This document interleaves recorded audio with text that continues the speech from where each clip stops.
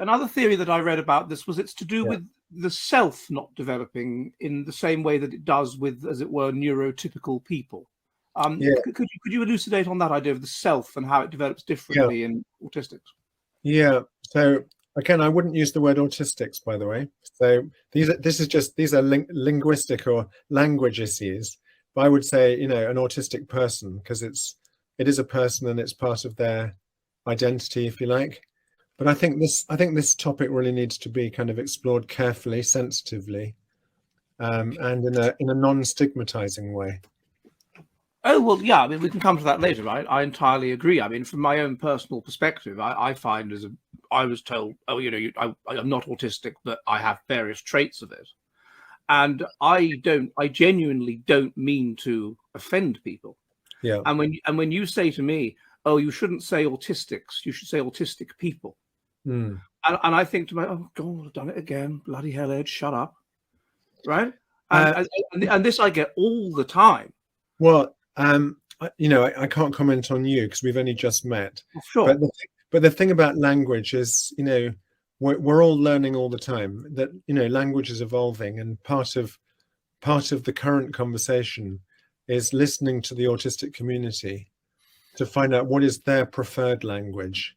So we used to say, for example, this is a person with autism, as if the autism was separate from the person. It's a person and they happen to have autism.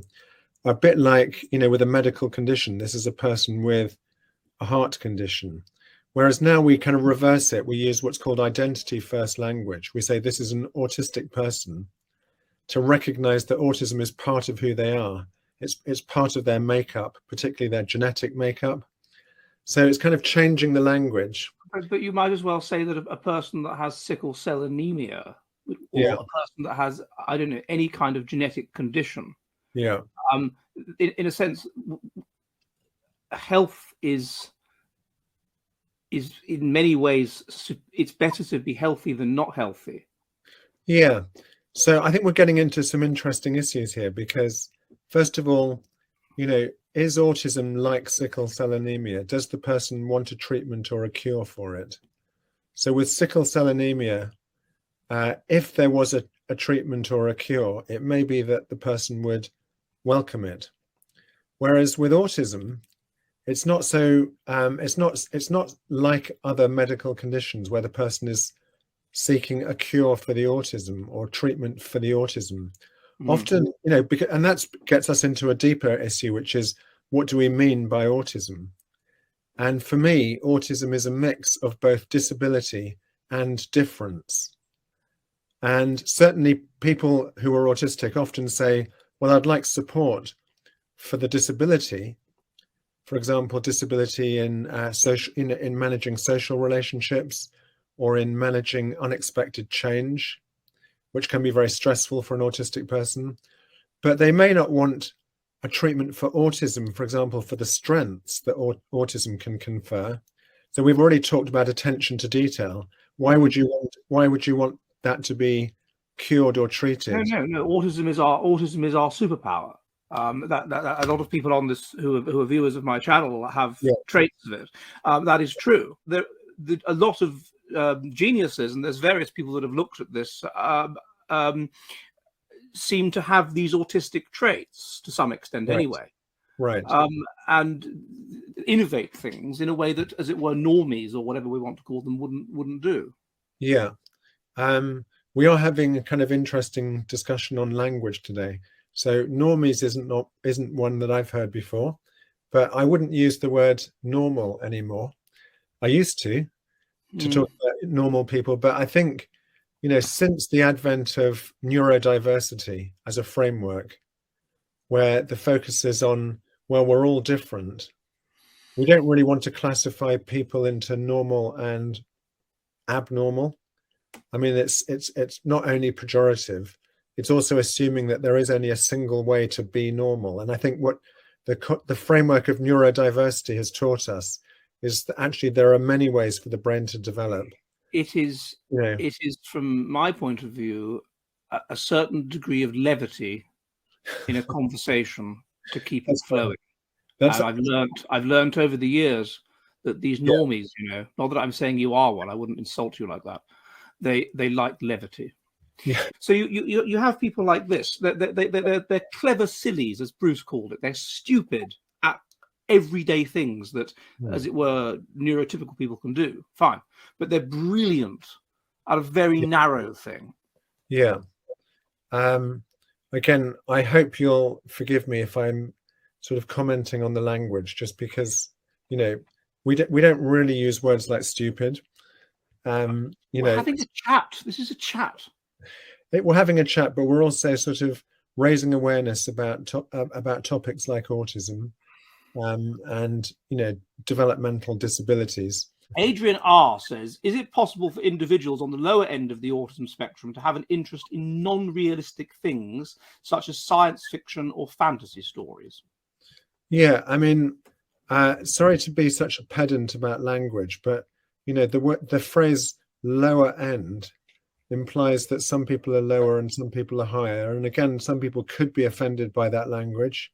So I tend to try to go more towards descriptive language rather than anything that could be a value judgment. So saying he's not making a value judgment. Yeah, that's fine. But so I would just use the words, an autistic person with or without a learning disability. Okay. But I don't think he meant that though. I think he meant people that are more or less autistic. I think that's what he meant. I don't think he meant more people or less autistic. So I that's think that's what he meant. And that raises a lot of questions, because what does that mean? Because if it's, I think the stereotype is that people who are autistic don't like basically fiction and things like that.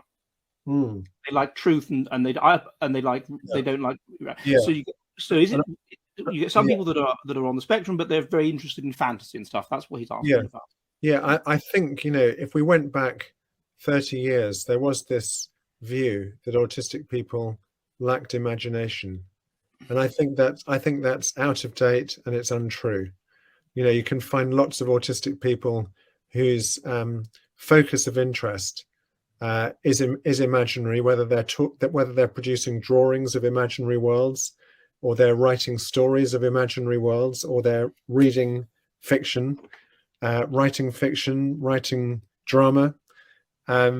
So I think it's just very important to dispel some of the myths around autism. Some things used to be thought to be true, and we now know that they're not true. Yeah, I think that's fair enough. I mean, that's fair enough. Okay, Yowascuda also says, don't take this the wrong way, Simon. It's just what he says. This constant policing of language is quite infuriating, very distracting from the conversation. And I suspect this wouldn't apply if Ed was a system-protected demographic. Okay. I suspect this is less about empathy and more about elitist system signaling. Okay. Well, do you want to? I'll just reply briefly that I think language does matter, whether we're talking about autism or we're talking about any other human characteristic. We do need to sort of remember that we're talking about a group of people who historically have been stigmatized, and many autistic people continue to experience stigma. For example, we did a study asking autistic people, have you ever been the victim of violence? And it turns out a lot of autistic people have been, the victim of physical violence as a child, being bullied in the playground, or being receiving child abuse, or receiving domestic violence, or sexual abuse from a partner, for example. But if you are, like for example, I couldn't walk properly. I still can't walk properly. But I couldn't walk properly at all until I was a teenager. People call you spastic or whatever. And you just have to rise above these things. You just have to learn to deal with horrible words. Well, some of these words turn out, although the word spastic actually comes from a medical term, spasticity, but actually it ended up being a pejorative term, a term of hate. And so we do need to police language to some extent, because otherwise we drift into hate speak, whether it's on the internet or whether it's face to face. And then if you looked at it in any other context like race, you wouldn't be comfortable for, say, an ethnic minority to be the target of hate speak. But it's quite an elastic term, hate speak, isn't it? I mean, you can pretty much bring anything you don't like into it. That's my concern about it. But I want to come up with that before I finish. But I want to move back to something you said about hate speech. I and people I know who are considered to be, on the spectrum. This is, I think, a particularly difficult concept because it's not logical. So I appreciate that it's not very nice to have unpleasant things said about you, but this concept of, oh, this is hate speech, it seems to be a way of shutting down reasonable debate about things you don't like, or you just say it's hate speech. Yeah, isn't that a very serious problem for people that are like systematizing and consistency? To give an example, a chap I know who I suspect is quite high on the autism scale and is an academic, he tweeted during the Black Lives Matter thing a couple of years ago, well, White Lives Matter. And he was almost fired by his university for doing that. And his attitude was, well, we have to be consistent, surely. You can't go around saying Black Lives Matter, but you can't say White Lives Matter. Right. Well, isn't that a problem, this concept, for autistic people particularly? I think there probably are examples of hate speak where, the majority would agree that this is hateful.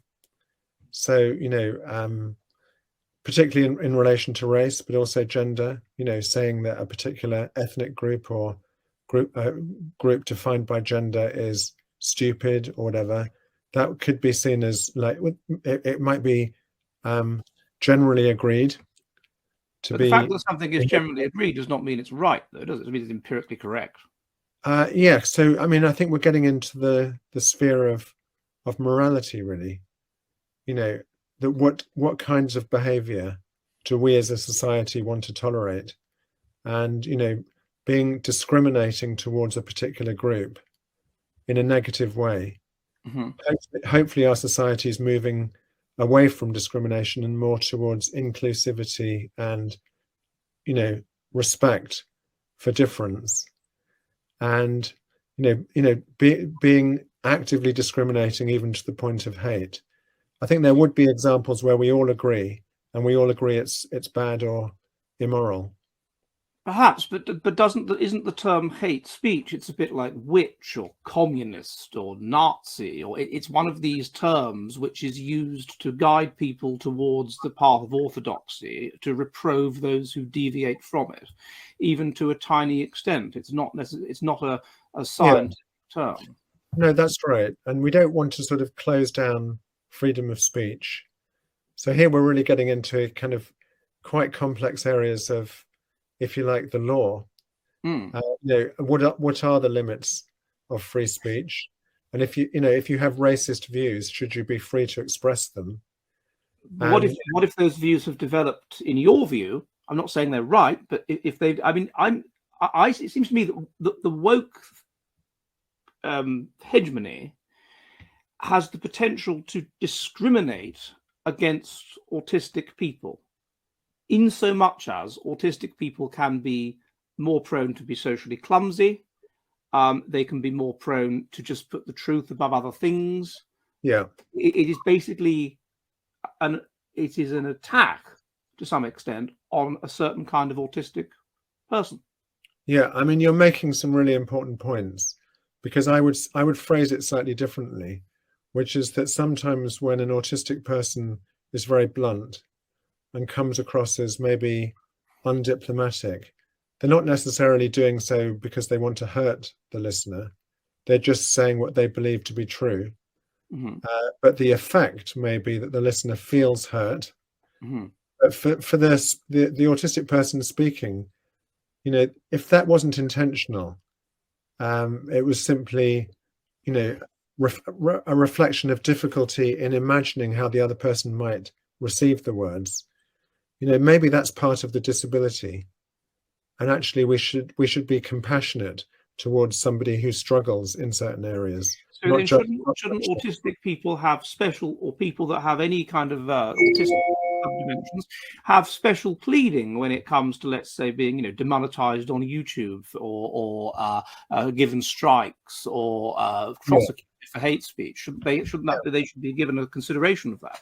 Yeah, I think so. You know, I think we're getting into the territory of what's sometimes called reasonable adjustments under the Equality Act.